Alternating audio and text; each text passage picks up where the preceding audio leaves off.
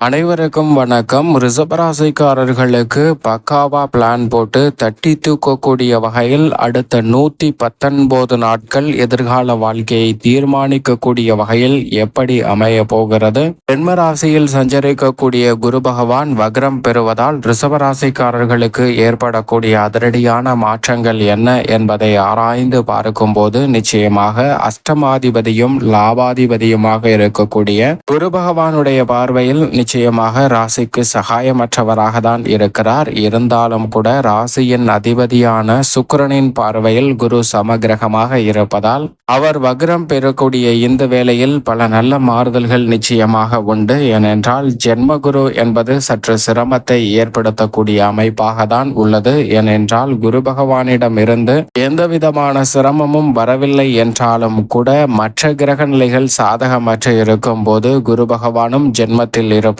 பல சிக்கல்கள் எளிதாக உங்களை சூழ்வதற்கான வாய்ப்பு உண்டு.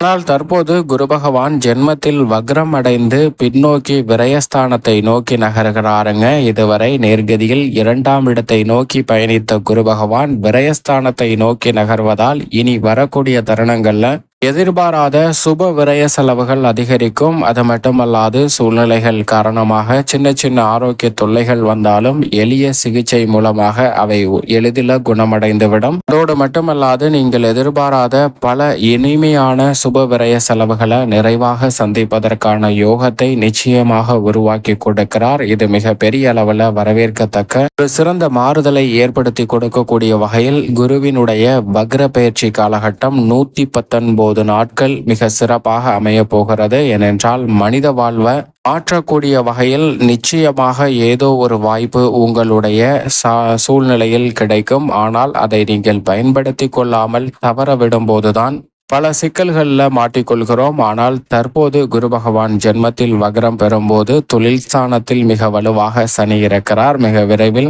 லாப சனியாகவும் அமருவார். குருவும் தனஸ்தானத்திற்குள் முழுமையாக மாறுவார். எனவே இனி வரக்கூடிய தருணம் என்பது மிக பெரிய அளவிலான நல்ல மாற்றத்திற்கு அடித்தளமிடக்கூடிய ஒரு தருணமாக அமைகிறது. ஆனால் இந்த 119 நாட்களை பக்காவா பிளான் போட்டு தட்டி தூக்கக்கூடிய வகையில் மாற்றிக்கொண்டோம் என்றால் நிச்சயமாக மிக பெரிய அளவிலான நல்ல வாய்ப்புகள் உங்களுக்கு நிறைவாக கிடைக்கும் என்பதில் சந்தேகமே இல்லை. உதாரணமாக ஒரு மிகப்பெரிய ராஜ்யத்தின் சக்கரவர்த்தியாக இருக்கக்கூடிய அரசர் ஒரு போட்டி ஒன்றை அறிவிக்கிறார். தனது கட்டுப்பாட்டில் இருக்கக்கூடிய சிறு பகுதியை பிரித்து அதை நிர்வகிக்கக்கூடிய சிற்றரசராக ஒருவரை நியமிக்க போகிறேன், அவருக்கு தேர்வு செய்வதற்கு ஒரு போட்டி ஒன்று நடத்த போகிறேன் என்ற அறிவிப்பை வெளியிடுகிறாருங்க. அதோடு மட்டுமல்லாது அந்த போட்டி என்னவென்றால் என்னுடைய அரண்மனை வாயிலில் உள்ள இரும்பு கதவை வேறு எந்த உபகரணங்களும் இல்லாமல் தன்னுடைய வெறும் கையால் தன்னுடைய பலத்தை மட்டும் பயன்படுத்தி அதை திறக்கக்கூடிய நபருக்கு அந்த வாய்ப்பை அளிக்க போகிறேன் என்று சொல்கிறாருங்க.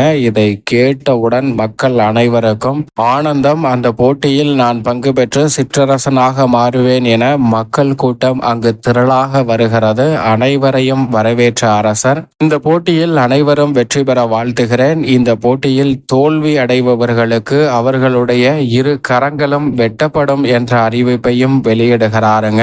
இதை கேட்ட உடனே போட்டியில் பங்கு பெற வேண்டும் என்று ஆர்வத்தில் வந்த அனைவருக்கும் அந்த ஆர்வம் போய்விடுகிறது. அனைவருமே பின்னோக்கி நகர்கின்றனர். ஆனால் அந்த கூட்டத்தில் இருந்த ஒரு நபர் மட்டும் தன்னுடைய இலக்கு அந்த கதவுதான் என்று அதை நோக்கி நகர ஆரம்பிக்கிறார். அவரை சூழ்ந்திருக்கக்கூடிய மக்கள், டேய் மூடனே, உனக்கு என்ன பைத்தியமா? அந்த கதவை வெறுங்கையால் தள்ளுறதே ரொம்ப கஷ்டம். அதில் இந்த கதவு ஹெவியான மெட்டல் இரும்பால செஞ்சிருக்கு. அப்படிங்கிறப்ப இந்த போட்டியில உன்னையால கண்டிப்பா ஜெயிக்க முடியாது. தோத்து உன்னுடைய கைகளை இழக்க போற. அதுக்கப்புறம் உன்னுடைய வாழ்க்கையே சூனியமா மாறிடும் என்று பல்வேறு வகையில அவரை குழப்புகின்றனர். ஆனால் அந்த நபர் தன்னுடைய இலக்கு என்ன என்பதை தீர்க்கமாக முடிவு செய்து அதை நோக்கி பயணிக்கிறாருங்க. அப்படி பயணித்த அந்த நபர் இரும்பு கதவுகளை தன்னுடைய பலத்தை கொண்டு தள்ளலாம் என்று முயற்சி செய்யும் போது அது எளிதாக திறந்து விடுகிறது. ஏனென்றால் இரும்பு கதவாக இருந்தாலும் கூட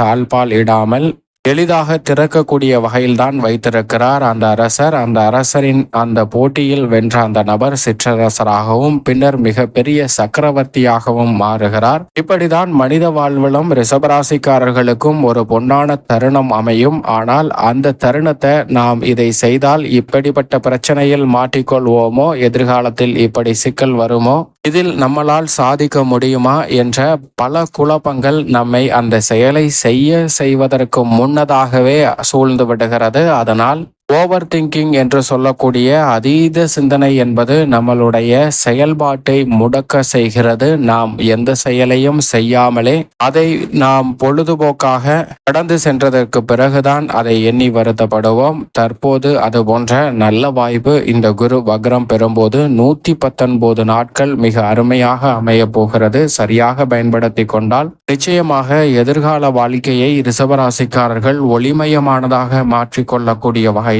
அற்புதமான வாய்ப்புகள் இந்த தருணத்தில் தேடி வருகிறது என்பதை குரு உறுதிப்படுத்துகிறார். அதோடு மட்டுமல்லாது குருவார்க்கின் கோடி நன்மை என்பார்கள். அப்படிப்பட்ட குருவின் சுப பார்வை வக்ரகதியில் 5, 7 மற்றும் 9 ஆகிய இடங்களில் பதிகிறது. எனவே இந்த தருணத்தில் பல்வேறு வகையான நன்மை உங்களுக்கு கிடைக்கும். குடும்ப ரீதியான பணிகளை பொறுத்த வரைக்கும் பெரிய அளவிலான சிக்கல்கள் பெரிந்த தருணத்துல தீர்வுக்குள்ளாக்கப்படுங்க.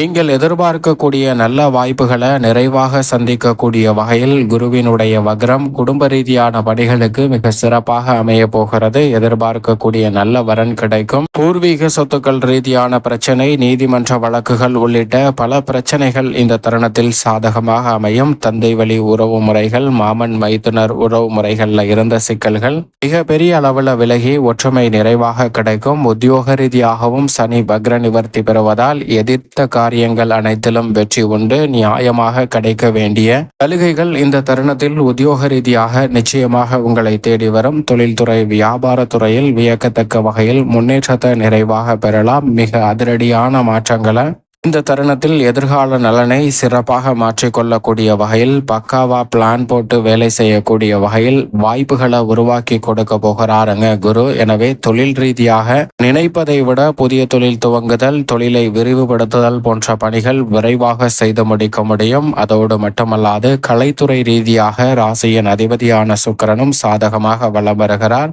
எனவே எடுக்கக்கூடிய முயற்சிகள் நிச்சயமாக வெற்றி அடையும். அரசியல் ரீதியாக மக்கள் மத்தியில் செல்வாக்கு அதிகரிக்கும். பெண்மணிகளின் நலனைக்கு பொறுப்பேற்ற குரு சாதகமான அமைப்பில் வக்ரம் பெறுவதால் பெண்மணிகள் நினைத்த காரியங்களை நினைத்த கணமே செய்து முடிப்பதற்கான நல்ல வாய்ப்பு இந்த தருணத்தில் நிச்சயமாக உண்டு. அதோடு மட்டுமல்லாது புதிய விளைநிலங்கள் வாங்குதல் மற்றும் மங்களகரமான சுப விரயங்களையும் சந்திப்பதற்கான யோகம் உண்டு. மேலும் இந்த தருணத்தை சாதகமாக மாற்றிக்கொள்ள நிச்சயமாக ரிஷபராசிக்காரர்கள் வாரத்தில் வியாழக்கிழமை விரதமிருந்து அருகாமையில் உள்ள குரு பகவான் அல்லது இஷ்ட தெய்வ ஆலயம் சென்று தீபம் ஏற்றி வழிபாடு செய்யுங்கள். இந்த எளிய பரிகாரம் உங்களுடைய எதிர்கால வாழ்வை நிச்சயமாக தீர்மானிக்கக்கூடிய வகையில் நல்ல மாற்றங்களை ஏற்படுத்தி கொடுக்கும்.